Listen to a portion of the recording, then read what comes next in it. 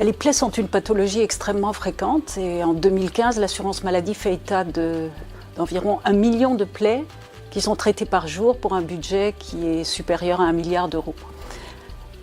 Dans notre service, on voit et on traite une grande quantité de plaies de toutes sortes, et aussi bien en cicatrisation dirigée, donc médicalement, ou alors chirurgicalement, en utilisant des techniques allant de la greffe au lambeau.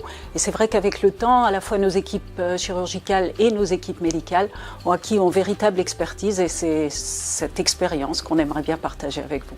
La plaie, c'est réellement l'affaire de tous, et c'est une problématique qui est multidisciplinaire. Il y a beaucoup de gens qui seront confrontés à la gestion des plaies, aussi bien dans le domaine médical que paramédical, dans les hôpitaux publics ou en pratique de ville.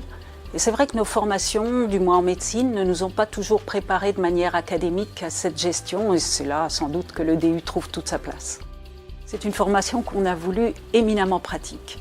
Il y a 100 heures de cours, 2 tiers seront consacrés à de la théorie. Ce seront des cours très synthétiques, donnés par des gens qui ont l'habitude du terrain.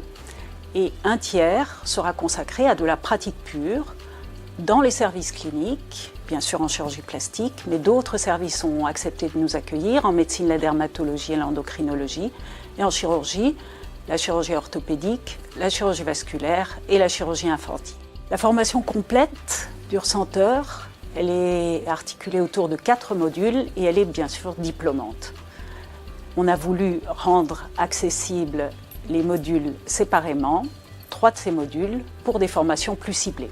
Le module 1, plaie et cicatrisation, il dure 5 jours et résume les différentes techniques à la fois de cicatrisation dirigée et les techniques chirurgicales.